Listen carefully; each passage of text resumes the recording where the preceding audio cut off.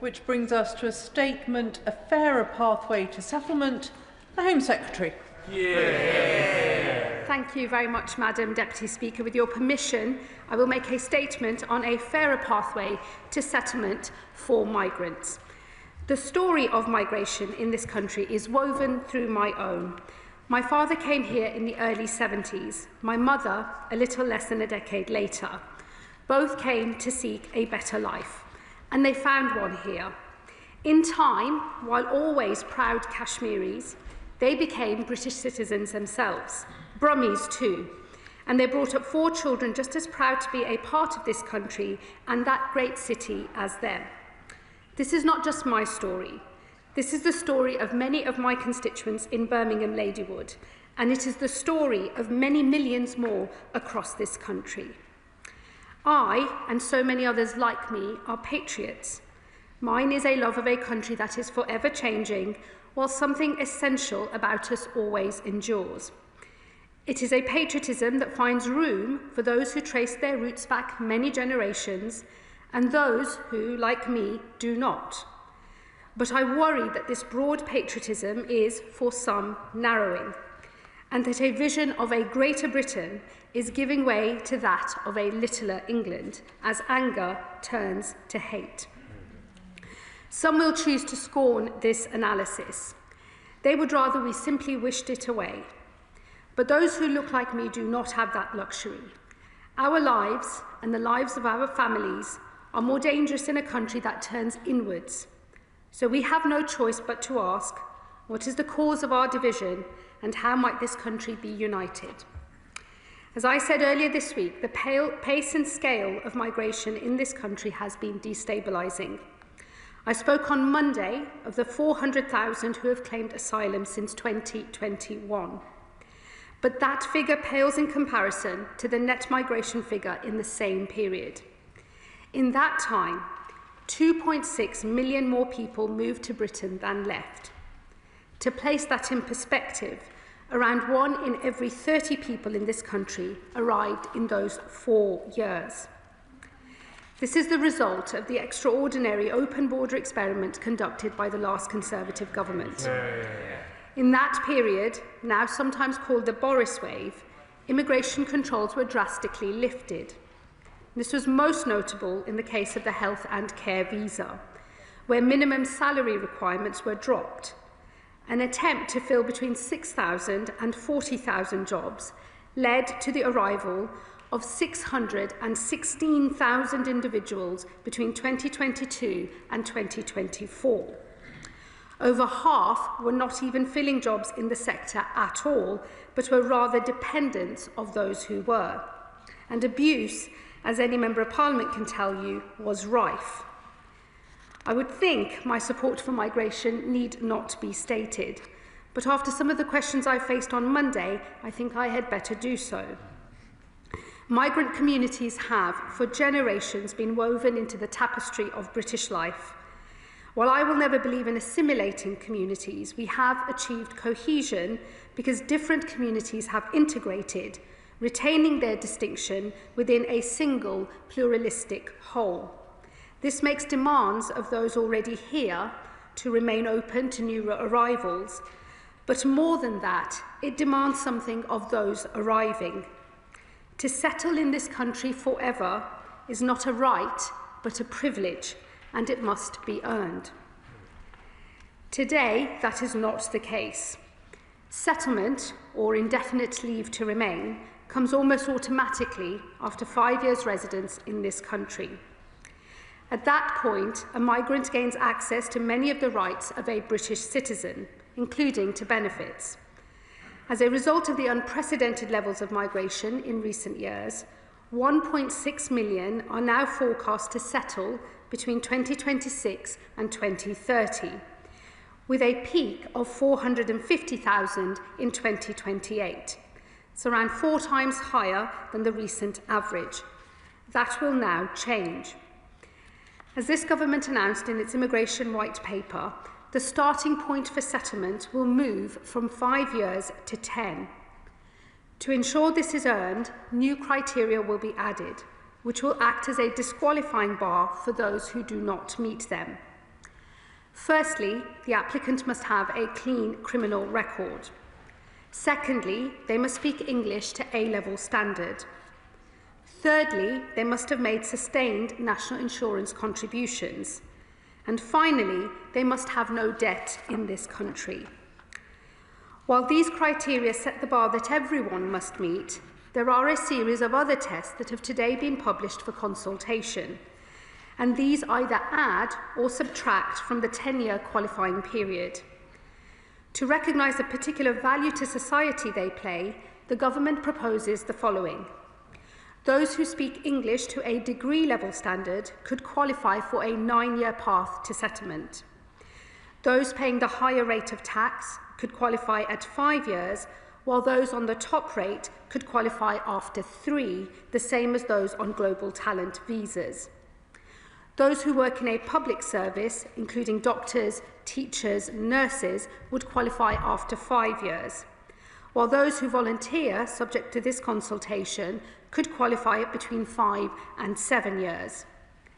Not subject to consultation, the partners of British citizens will continue to qualify at 5 years as today.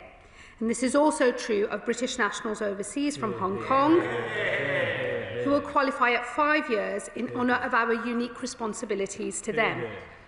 All grants under the Windrush and EU settlement schemes also remain unchanged. While some will be able to qualify for settlement earlier than 10 years, others will be forced to wait longer. Once again, these are subject to consultation, but the government proposes that those who have received benefits for less than 12 months would not qualify for settlement until 15 years after arrival. For those who have claimed benefits for more than 12 months, that would rise to 20 years. To encourage the use of legal routes into this country, those who arrive illegally could see settlement take up to 30 years. As has already been set out, refugees on core protection will qualify for settlement after 20 years. Although those who move to a work and study visa could earn settlement earlier, and those arriving by a safe and legal route would earn settlement at 10 years. This consultation is open on some cohorts of special interest. This includes settlement rights for children, members of the armed forces, and victims of certain crimes. As well as considering the responsibilities that are expected of those who seek a permanent life in this country, the consultation also raises the question of the rights that will be provided. Specifically, it proposes that benefits might not be available to those who have settled status, reserving them instead for those who have earned British citizenship. Finally, this consultation addresses the question of the so-called Boris wave, specifically the cohort of lower qualified workers who entered the country along with their dependents through the health and care visa, some of whom are never expected to be net economic contributors. It is right that we apply more stringent controls for this group, and for that reason we propose they should wait 15 years before they can earn settlement. Crucially, for these and every other group mentioned here, we propose these changes apply to everyone in the country today who has not yet received indefinite leave to remain, though we are seeking views on whether there should be some transitional arrangements available. May I make one thing absolutely clear, though? We will not change the rules for those with settled status today. These are people who have been in our country for years, even decades. They have families here, wives, husbands, children. They've worked in our hospitals, taught in our schools, and have been contributing to our society for years. Fairness is the most fundamental of British values. We made a promise when we gave them settlement, and we do not break our promises. The Reform Party, I note, not present today, have said they will do this most un-British of things. The Tories have said that they will, but then said that they won't, and I am left in as much of a muddle about their policy as they are, that perhaps the Shadow Home Secretary might enlighten the House today. But I can be clear that on this side of the House, we won't change the rules for those with settled status. Madam Deputy Speaker, as this consultation shows, we also listen to the British public, and I encourage all those interested to make their voices heard. Today, I have set out what we propose and perhaps more importantly, why. I love this country, which opened its arms to my parents around 50 years ago. But I am concerned by the division I see now, fueled by a pace and scale of change that is placing immense pressure on local communities. For those who believe that migration is part of modern Britain's story and should always continue to be, we must prove that it can still work, that those who come here contribute, play their part, and enrich our national life. While each will always retain something of who they were and where they came from, they become a part of the greatest multi-ethnic, multi-faith democracy in the world. And with that, Madam Deputy Speaker, I commend this statement to the House. Yeah. Shadow Home Secretary Chris Philp. Thank you, Madam Deputy Speaker, and I, as always, thank the Home Secretary for advance sight of her statement. Well, she's had a busy week. I wonder if this burst of hyperactivity has anything to do with her leadership bid. But as her shadow, I will say this: I am rooting for her. I am rooting for her in her tussle with the Health Secretary as to who gets to replace the Prime Minister, although I fear my endorsement may not be entirely helpful with her colleagues on her side of the House. Now, let me start by saying this. Immigration under successive governments has been far, far too high. That has included illegal immigration, which since the general election across the Channel has surged, with 10,000 illegal immigrants crossing just in the 75 days the Home Secretary has been in post alone. Last year, the first year of a Labour government, there were a record ever number of new asylum claims, and the number of illegal immigrants accommodated in hotels has gone up under this Labour government, even though they promised they would reduce numbers. But of course, besides illegal immigration, on which this government is so clearly failing, legal migration has been far, far too high as well, absorbing the equivalent of half the new housing supply in recent years. Allowing mass low-skilled migration is actually bad for the economy, not least when we have 9.5 million working-age people here out of work. And mass low-skilled migration without integration has placed all kinds of pressures on society, not least because there are 1 million people here who don't speak English at all or properly, or the fact there are 10,000 foreign citizens in prison. Where I suspect we do agree is that limited, very limited, high-skill migration is a good thing, but the days of mass low-skill migration must come to an end. Now, Madam Deputy Speaker, there is much in this statement I support, not least because so much of it is so familiar. The idea of a 10-year route to ILR is something that we proposed in amendments to the government's bill, I think around about 9 months ago. Inexplicably, the Labour Party inexplicably voted against those measures here just a few months ago, and now they've adopted them. We also proposed removing benefits from foreign citizens, including those on ILR who don't have British citizenship, and this consultation document now looks at doing the same thing. So I am delighted, Madam Deputy Speaker, to see that the Shadow Home Secretary, upon arrival at number 2 Marsham Street, has got out the copy and paste function on her laptop and started copying and pasting conservative policies. Now, I do, however, have one or two detailed and specific questions, which I am asking in a spirit of constructiveness, given she has adopted so many conservative policies. Now, she said importantly that these policies on ILR qualification would apply to those people here already. She is absolutely right to say that, and I support it. She mentions transitional arrangements. I would just urge her to be very cautious about that, lest it creates loopholes. But does she have an estimate she can give to the House as to when these new measures will be implemented? Because the rules that she referred to took effect, I think the previous rules around legal migration started in January 2021. So those people arriving on those rules will become, under the present ILR rules, eligible from January 2026, just a few weeks' time. So when will these changes get implemented? I hope as soon as possible.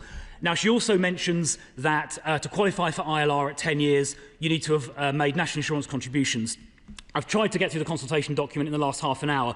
I think I'm right in saying that the qualifying threshold is to have earned £12,570 for a period of 3 years. She'll perhaps correct me if I've got that wrong. But that does strike me, as a very low level of earnings, and I would urge her to consider setting that level higher. £12,500 for 3 years would not represent a net economic contribution to this country. I think that threshold should be set a great deal higher, and I would urge her to seriously consider that.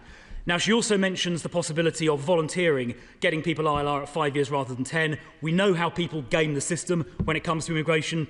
For example, by pretending to convert to Christianity to get asylum. So I would urge her to just draft those rules very carefully and be extremely cautious about that, lest she creates some loopholes.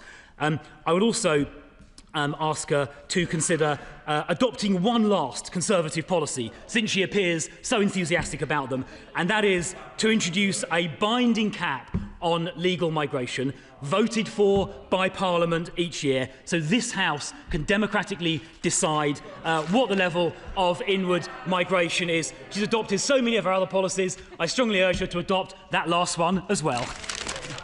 Home Secretary. Well, Madam Deputy Speaker, I suppose I should start by saying I'm pleased to see that the Leader of the Opposition let the Shadow Home Secretary have a go today.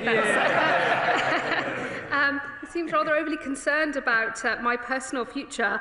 May I suggest that he should worry about his own and that of his party?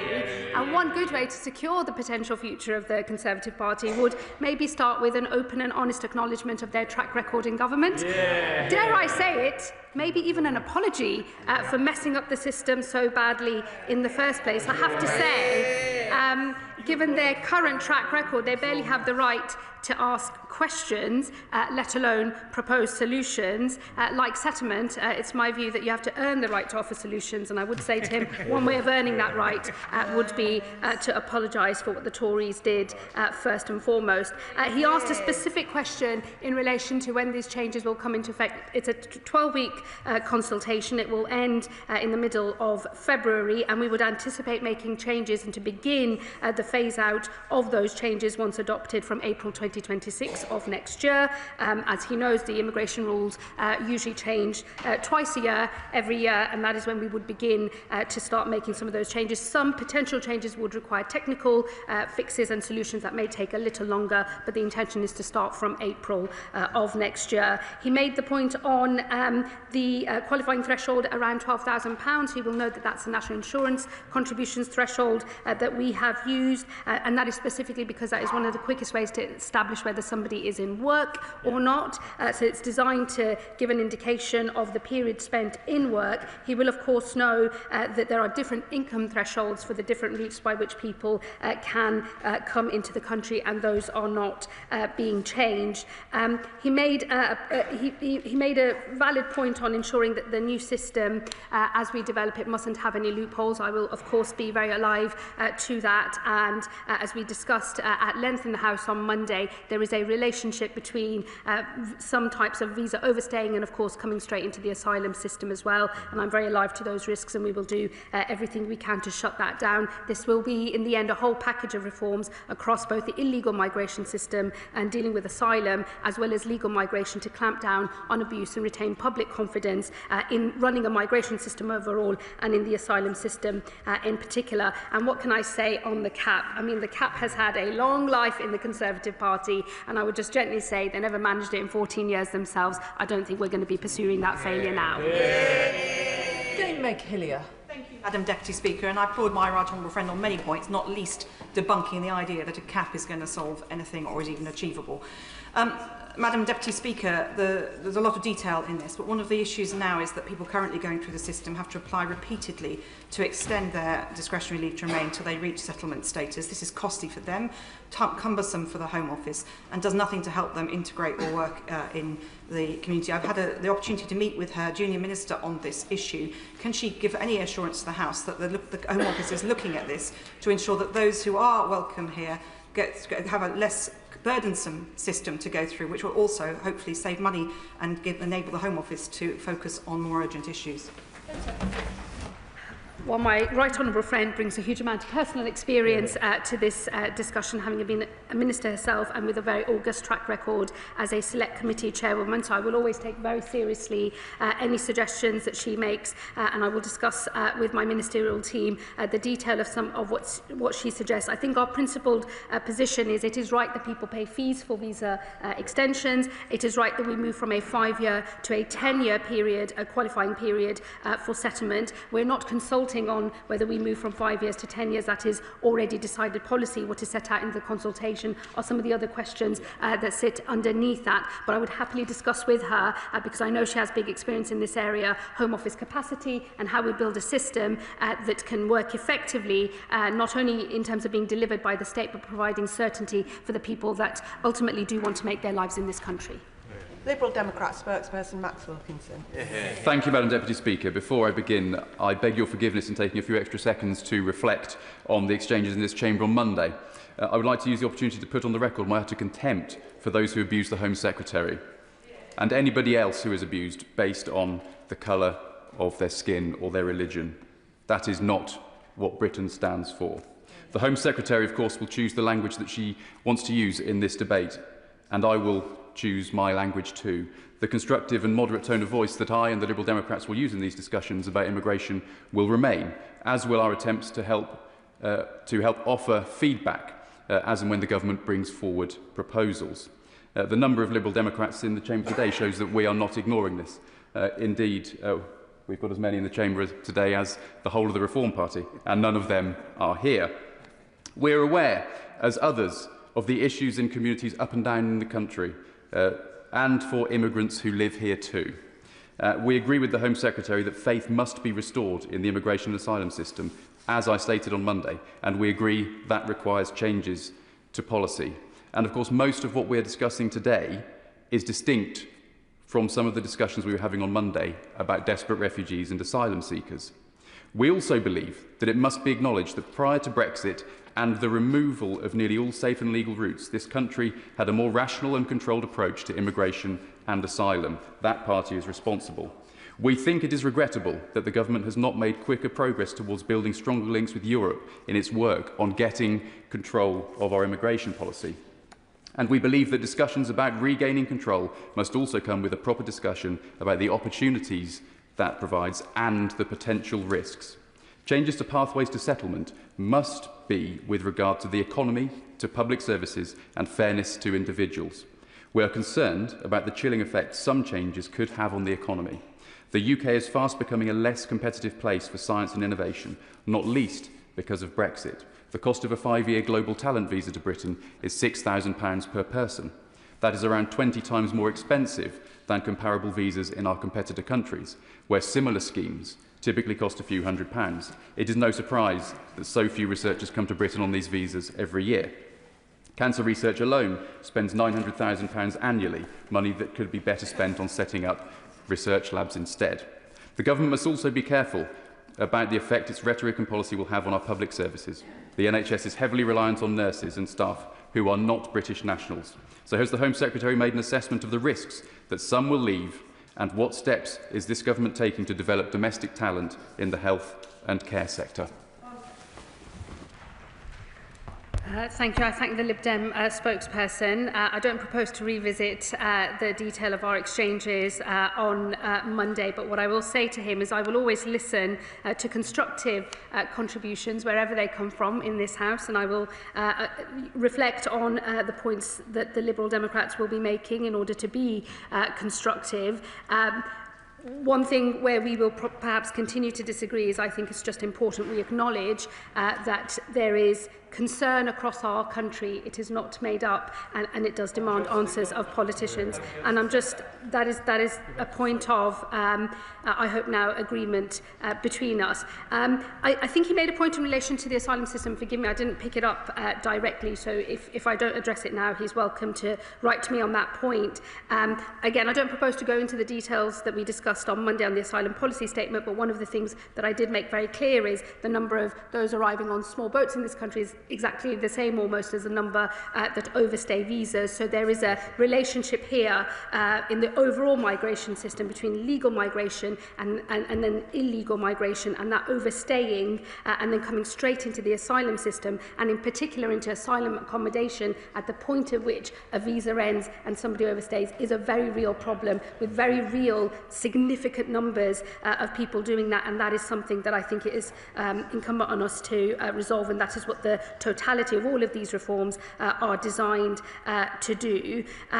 He will, of course, know that the government has made huge strides in resetting our relationship with the European Union, and these are matters that we discuss very closely with our counterparts in Europe, and I think that the progress since the EU reset has been considerable, and we will continue to build on that. Once again, though, I don't propose to revisit old debates. We live in a new reality, and we are forging a new path ahead.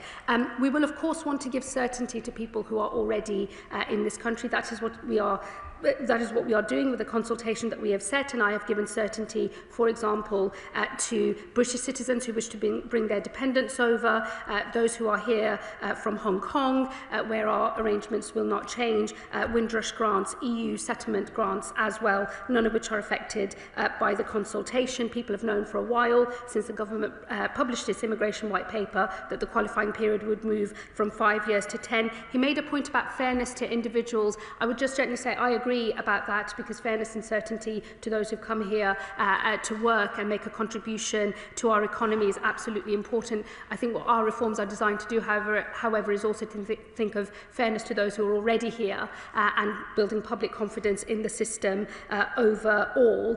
He made some points on the National Health Service, and I know that the Secretary of State for Health takes very seriously future labour market reforms and making sure there is a pipeline of the required labour in order to make sure that our NHS keeps going, and we absolutely value the contribution that those from overseas who've come to work here in our National Health Service have made, are making, and will always continue to make. Dame Leah Griffiths. Thank you very much indeed, Madam Deputy Speaker. Well, I have a constituent born and bred in Llanelli who is unable to bring in his foreign spouse because of the current earnings limit of £29,000. So the Home Secretary will be very aware that the government's Family Financial Requirements Review notes that a threshold of around the region of 23,000 to 25,000 would allow most British workers in full-time minimum wage jobs to qualify. So when will she be considering this review and looking again at the fairness of the current earnings thresholds? Great. What I would say to my honourable friend is we always keep those thresholds under review, and we will continue to do so in relation to family and bringing dependents over. Sir Edward Lee. Well, the Home Secretary loves our country, and I love her efforts, frankly, because it's not just the fate of this government that depends on her success, but good community relations and saving dozens of lives at sea, and let's be frank, probably our political fate also. So will she undertake to be judged not just by the strength of this announcement and words spoken in the House of Commons, but actually results, so that we do actually make a real contribution to stopping these boats? And so will she be prepared to constantly ratchet up the pressure so that if you're sitting in France, you think, is it worth the risk? I've got virtually no chance of being allowed to stay in Britain forever. I will have my case reviewed very regularly, every 2 years. I will be sent back where I came from when it's safe, and otherwise I'll go back to return hub. Can we not all agree on that? What I would say to the honourable gentleman is results are all that matters. It's incumbent on me to think about the way that we have to reform this system, to make a public argument for it, to win that argument, to persuade people, and then to get this done. What I care about now is making sure that we can deliver these proposals, and we will do so. And then I need to make sure that the Home Office is in a position to make sure that we can really run a system properly, administratively, and also fairly in the future. That is what matters. This is a low-trust environment for the public. We all of us involved in politics know that, and in the end the public have heard a lot of rhetoric from a lot of people, but this government intends to get on and deliver and to win the trust of the British people.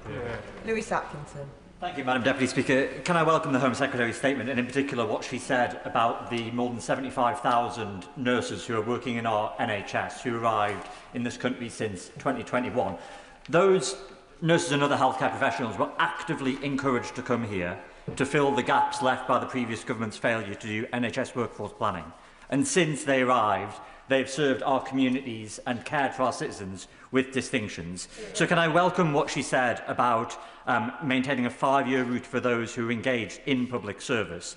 And could she just confirm that that would apply to NHS staff like those that I've mentioned? And could she furthermore say that how she will continue discussions with DHSC colleagues to ensure that there will be no unexpected reduction in NHS workforce staffing in the months ahead? Yeah, well, my honourable friend is right about the contribution that those nurses and other staff in the National Health Service are making. He will know that we are consulting specifically on the element of the proposals that relates to public service and that getting you a 5-year discount on the qualifying period. No doubt he will make his own responses to that consultation. We have heard those too. But of course, in the normal run of things, public service would include those who work in our critical public services. Nick Timothy. Thank you, Madam Deputy Speaker. I broadly welcome the changes to ILR, but I seek clarification about whether there will be revocation for those already settled who break the law.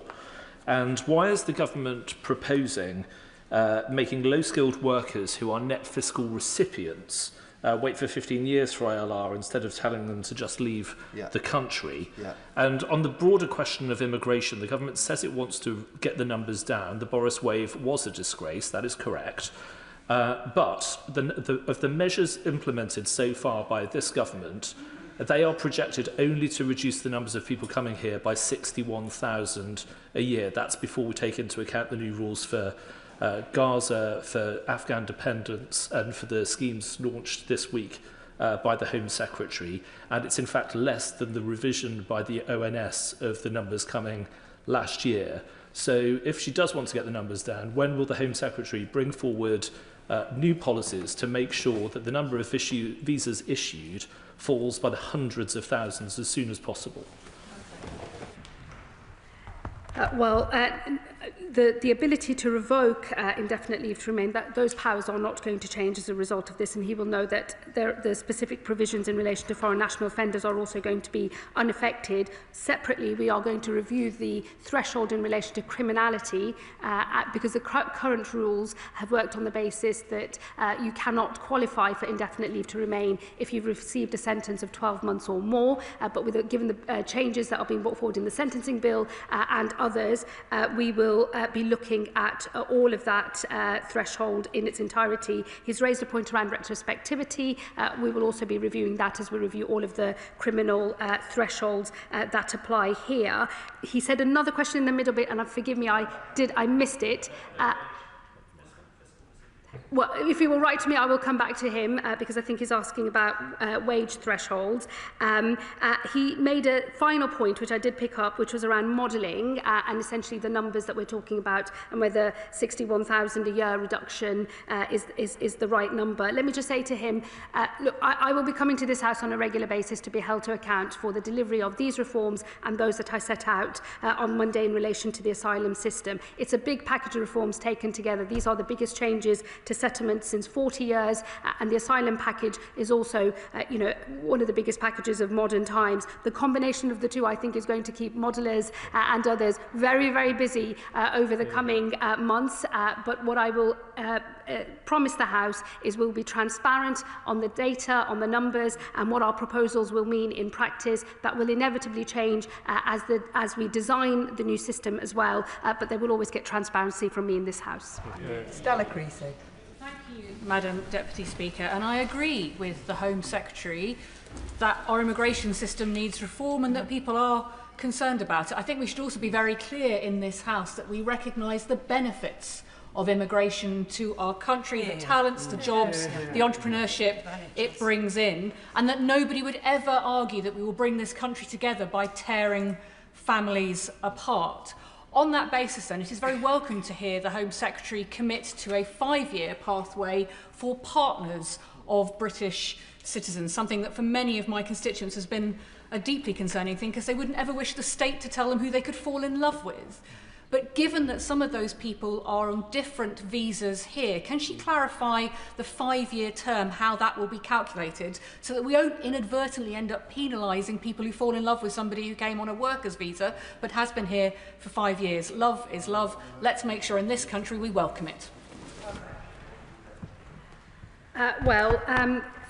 None of the rules about marriage in country, as it were, are going to change. But I'd be very happy if she wants to send me some of her constituency examples to have a look at that. I think it's important that we have a distinction between what citizenship unlocks as a set of rights for British citizens compared to those who are working here, who may not have settled status, who may acquire settled status. I think it's right that in the consultation we open a question about what is unlocked in terms of the British state and your rights here at citizenship as well as at settlement. But I'd be very happy to discuss these matters with her in more detail, and I'm sure I will do so over the course of the next few months. Josh Babarinde. Thank you, Madam Deputy Speaker. Many migrant survivors of domestic abuse apply to settle in the UK permanently if their relationship has broken down because of domestic violence or abuse. And the Right Honourable Lady knows just how close this issue is to my heart. So will she reassure this House and survivors of domestic abuse that they will be protected under her reforms and that her changes to ILR will not have the adverse and maybe unintended impact of locking those survivors into abusive relationships? Well, firstly, let me put on my record congratulations to the Honourable Gentleman for his engagement. Let me also say, he is an assiduous campaigner based on his own experiences in relation to domestic abuse, and he and I have had many debates across this chamber on those matters before, and I respect very much the perspective he brings and the way in which he constructively engages with the debate. I can give him that assurance. We will continue to have pathways to settlement for victims of domestic violence and other vulnerable groups as well. And what we're seeking to do in the consultation is to invite views and perspectives about how some of the changes might have perhaps unintended consequences and how we can ensure that those pathways continue to exist in the future. And I'm sure he will be engaging with the consultation in that regard. Alison Taylor. Thank you, Madam Deputy Speaker. Can I agree with the Home Secretary that fairness must be at the heart of the immigration system, but can I ask her to say a little bit more about the route to settlement for the Ukrainian families who generous constituents of mine have opened up their doors to following the horrific invasion of their country? Well, friend, nothing we've said today changes the position of those who've come to this country on the Ukrainian scheme. That is a bespoke scheme for the people who've arrived here from Ukraine. It's in fact not seen as a refugee route, it's seen as a temporary scheme, but all of those provisions that are in that were supported by us in opposition. They continue to be supported by us in government, and nothing in relation to the position of Ukrainians in this country is going to change as a result of anything in the asylum policy statement or the command paper today. Sir Julian Lewis. As the descendant of immigrant grandparents, I have a high degree of empathy with the Home Secretary's opening remarks about her own family. Would she agree with me that the reason that both main parties are facing the possibility of an electoral bloodbath is not so much about the overall levels of immigration, but about that fraction of it, which is still a very large number of people who come to this country on small boats and by other illegal means. We do not know what they believe, we do not know what values they have, and in many cases, because they destroy their documents, we do not even know who they are. Can she explain how the measures she's outlined today will have an impact on deterring that sort of person from breaking into our country? Well, let me say to the honourable gentleman, I've acknowledged the way that the way the system is working or not working being more the appropriate way to describe it, is causing deep unease across the country, including in my constituency, including of those people who are of immigrant backgrounds themselves. And it is that sense of unfairness. A lot of people in my constituency regularly report to me what they see as abuse of visas, overstaying as a particular problem. Others are more concerned about small boats. I acknowledge that those concerns are legitimate and real and felt deeply across the country.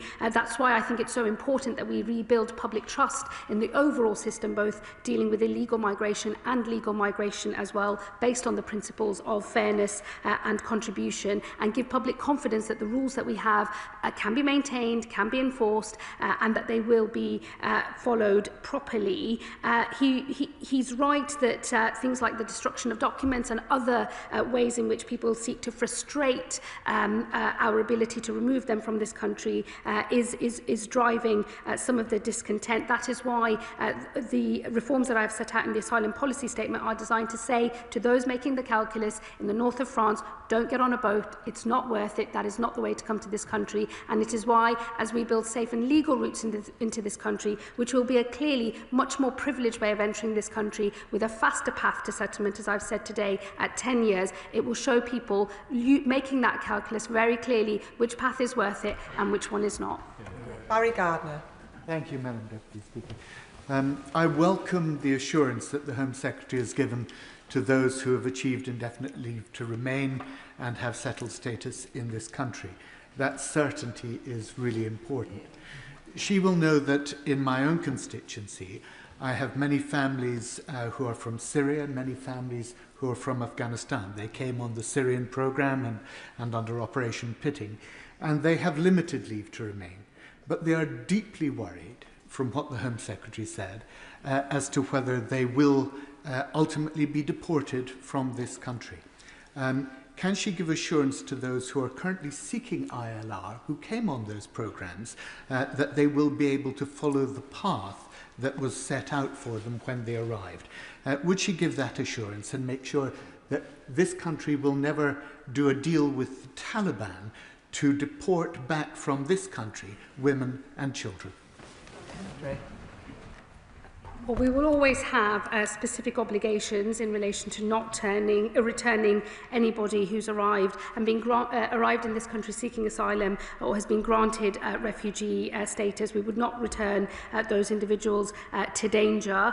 We will abide by our international obligations, and I hope I did make that clear in the debate on Monday. The ability of us, though, to have new rules that look more carefully and more regularly at whether a country is safe for citizens to be returned to, I think is important, and it is a shift in the way that we do things. But we will never return people to face danger, and I'll be happy to look at some of the examples that he has raised today in more detail with him. Seamus Logan. Thank you, Madam Deputy Speaker, and I first of all want to apologise to the Home Secretary for missing part of her statement, but I have read it. Can she confirm whether any assessment has been carried out on the economic impact on Scotland of extending the ILR wait time to 10 years and beyond? And if not, why not? So whatever, Madam Deputy Speaker, the needs of Wales and Northern Ireland, Scotland's economic and workforce needs have once again appeared to have been ignored. Does the Home Secretary understand that such a blanket policy risks exacerbating skills shortages, threatening vital sectors and making it harder for communities to thrive? And incredibly, for a so-called Labour government, this lurch to the right now appears to favour the wealthy over the less wealthy. Secretary. Really, Madam Deputy Speaker, he will know that immigration is a reserved matter. That will not change. The thing that's holding back the labour market in Scotland is skills and education policy, which is devolved, and it's on the SNP to sort that out. Natalie Fleet. Thank you, Madam Deputy Speaker. In 2024, in the run-up to the election, I knocked on door after door where they told me that they were absolutely sick of our broken immigration system that we had inherited from the Tories, and they did not trust reform, who aren't here today to tackle. I welcome the intervention from our Home Secretary. Does the Home Secretary agree with me that in order to be the open, tolerant and generous country that we know that we are, we must get order and control at our borders? My honourable friend is absolutely right. This is an open, tolerant and generous country. And what I've acknowledged in the reforms I've set out both today and on Monday is that there is a condition to unlocking the full extent of that openness, that tolerance and that generosity. And it is about having order and control at our borders, a fair, managed asylum and immigration system where the principles of fairness and contribution are at the heart of it. That is the way that we can prove to the public it is possible not just to have an asylum system at all, but one that they can also be proud of. Dr. Karen Mullen. I'm not sure it helps the Home Secretary's cause me to have a great deal of respect for her, and I thought her interventions this week particularly pointed towards members of her own party on the left, that actually they are going to make the cause they choose to champion more difficult if they don't get this system under control as a whole was very important. Actually, those people that support asylum and refugee processes and want them to be there in the future need the system to be brought under control. But my sincere question relates to what I would describe as the tinkering around the edges of the human rights laws. The Home Secretary must know that whatever she does to clarify the fringes of the rulings that the ECHR has made over the years and created a case law that forces our judges to rule in the favour of spurious claims, can't change that. That those rulings are those rulings, unless we're willing to, at the very least, derogate from some elements of the court's decisions. How does the Home Secretary really think that we can override those well-established rulings that give enormous amounts of rights to people when they're making their asylum claims? Yeah, that's right. That's enough of it. Well, look, I think he and I have an obvious point of difference on the European Convention on Human Rights. This government will not be leaving that European Convention. We don't see the case for derogation or any other measures. We do believe it is possible to achieve the reforms that we need by legislating for the way in which Article 8 applies to immigration cases, by defining family life and more tightly drawing up what is known as the public interest test. We will debate that legislation in this House in a great deal of detail, but I hope to show to everyone who is currently a sceptic of our ability to stay in the ECHR and get control of our migration system that it is possible to do both of those things, to abide by convention rights, the Human Rights Act, which has brought those rights into our domestic legislation. It's a very important piece of international, it's an important international treaty, and we don't see any reason to leave it or derogate from it. But I do hope that members opposite will engage in good faith on the changes that we seek to make to Article 8 and the immigration rules in particular, because we think that that is one of the best changes we can make to get control of our migration system. Members will notice that we have got two debates after this business. So if I could ask remaining members, I'm going to finish this statement in around 10 minutes. So if I could ask remaining members to please keep the questions and then the Minister keep the answers short. Orrin Just. Deputy Speaker, excuse me, as I am someone who was not born in this country, does the Home Secretary agree that we should not stop talking about the benefits of immigration whilst managing migration, and as she has already acknowledged that we will always offer sanctuary to those truly fleeing peril, does she also accept that for those people we should be making settlement and integration into British society quicker and easier and not more difficult? Well, firstly, I hope he will reflect on how I opened my statement today and how I closed it. I see the benefits of migration. I wouldn't be here if this country hadn't welcomed my parents. It is literally the story of my life and how I have managed to get from there to this dispatch box today. So I very much feel those benefits personally, and I will always speak up for them, as I have done today, as I did on Monday, and as I will always do as I make the case for the need for these reforms out there in the country. I hope he and others will always support me on that. I know they will. I've also made clear that we will always offer sanctuary. I want us to be a country that offers sanctuary to those who are in need. That is why it is so crucial that we get order and control back into our asylum system and open up new safe and legal routes. And it is important that today I've confirmed that those safe and legal routes will have the earlier 10-year path to settlement. That is what will enable the integration we all want to see. Deputy Speaker. In the summer, I spent the morning with Anushka, a senior social care worker for Altogether Care in Wimborne. She and her colleagues earn more than the earnings threshold and came here on the understanding with their families they could make a new life here, contributing to society, paying their taxes. And the recent hostile narrative is making her and others consider leaving for places like New Zealand and Australia. So can the Home Secretary confirm whether Anushka and her colleagues doing jobs that cannot be filled by British workers who won't do the work will be considered public sector workers? Good question. Well, these will be matters for the consultation. I would encourage her to engage with that. We have specifically put in an element around public service because we recognise the specific contributions made by those who fill the gaps in our labour market that we are not able to do otherwise.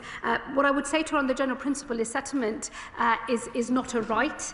It is, I think, absolutely fair for a government to say that it's something that has to be earned. It is not unusual for countries to change their settlement requirements. That's quite normal, happens all over the world, as British citizens who work abroad know all too well as well. And the proposal for going from 5 years to 10 years will not change, but all of the other measures that I've said today are subject to consultation. I would encourage her to engage with that. Thank you, Madam Deputy Speaker. I welcome the Home Secretary's statement today, the care and the fairness with which she has crafted these proposals and the incentives that they imbibe too. Because from my work on the International Development Committee, I've seen the immense negative impact of global displacement and the lost over $20 billion of economic activity every year from developing countries. And then, of course, there's the impact, too, of asylum accommodation on our overseas assistance budget. So does my right honourable friend agree with me that these measures might, whilst they might ostensibly seem harsh, there is nothing progressive that well-meaning people on the left of politics should be excusing in a situation where thousands of people are risking their lives across the English Channel from already safe countries?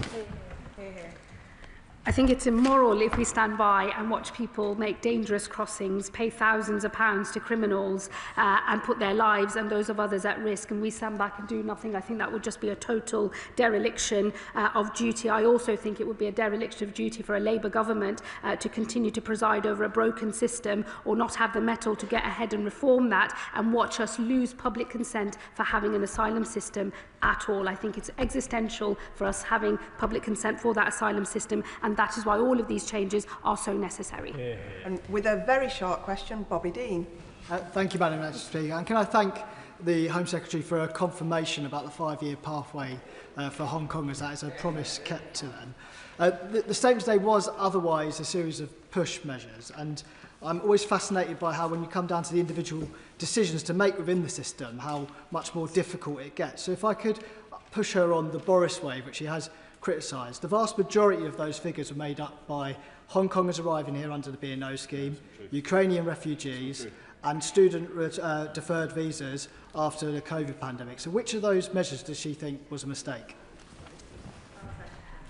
Well, look, I was very clear about our responsibilities towards Hong Kongers, that the issues in relation to the Ukraine scheme are not going to change, but he will also know the stats in relation to health and care visa holders, primarily those who came to work in adult social care work. They will be the main contributors to the settlement increase between 2027 and 2029, because they will be making up nearly half of all settlement grants in 2028. So look, I think the figures here really do speak for themselves. It is important that the government moves to deal with such a vast number that is happening over the next few years. I think it is right that we therefore extend the path to settlement and ask some questions about how we manage the situation in the future. Sarah Russell. Thank you, Madam Deputy Speaker. Thank you, Home Secretary, and I entirely agree that we need control of our borders in this country. In respect of transitional arrangements, over the next 12 years there will be an 83% increase in the over 80s in my constituency. Health and care visa workers are currently providing critical services to many of my constituents and supporting the NHS as well. Please can she confirm how the transitional arrangements will ensure that that care continues to be provided to my constituents? Well, look, the Health Secretary and his department are, of course, always reviewing and considering the arrangements we need to make sure that we have a workforce capable of sustaining the National Health Service. We do have an ageing population that brings its own specific challenges as well. What we are talking about here today is not preventing people from being able to work in our National Health Service. It's about the pathway to settlement. It's about extending from 5 years to 10 and then thinking about the rules that we need that might bring that number down from 10 and closer to the 5, or that might increase it instead. And I would encourage her in that spirit to engage with the detail, and I'll be happy to talk to her offline as well. Thanks, Madam Deputy Speaker. The Home Secretary announced a consultation on a 5-year pathway to settlement for those that work in the public sector to recognise the particular value they play in society. Please will she put this to the vote of MPs to ensure that we can ensure that those that work in organisations fundamental to the public sector, like those that work in hospices, including the amazing hospice in my constituency, Woking and Sandbear, are always included in the 5-year pathway? All of these measures will be taken through in the usual way. And with the final question, Mark Seward. Thank you very much, Madam Deputy Speaker. I'm absolutely delighted to hear the Home Secretary announce that we will keep our promise to British national overseas visa holders from Hong Kong. It's something I've been working with my constituents on over the last few months to lobby the government on, and I'm delighted the government has listened. Now, as well as transnational repression, they bring other issues to me too. Many Hong Kongers in Leeds South Western Morley are highly skilled, they have excellent qualifications, but the employers in this country don't necessarily recognise them, which makes it that much harder to get the first job. So will the Home Secretary work with other departments across government to help employers in this country recognise the amazing contribution that Hong Kongers can make to the UK economy? Well, he makes a very important point. It's not the direct responsibility of the Home Office, but I will ensure that those conversations are happening across government, and I will make sure a minister from DBT writes to him on this matter. And that concludes the statement. I'll give a few moments for the front benches to swap over.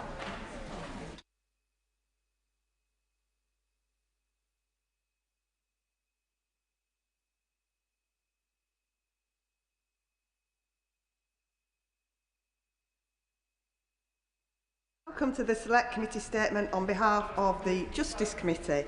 Andy Slaughter will speak for up to 10 minutes, during which no interventions are taken. At the conclusion of his statement, I will call members to ask questions on the subject of the statement. These should be brief questions, not full speeches. Can I emphasise that questions should be directed to the Select Committee Chair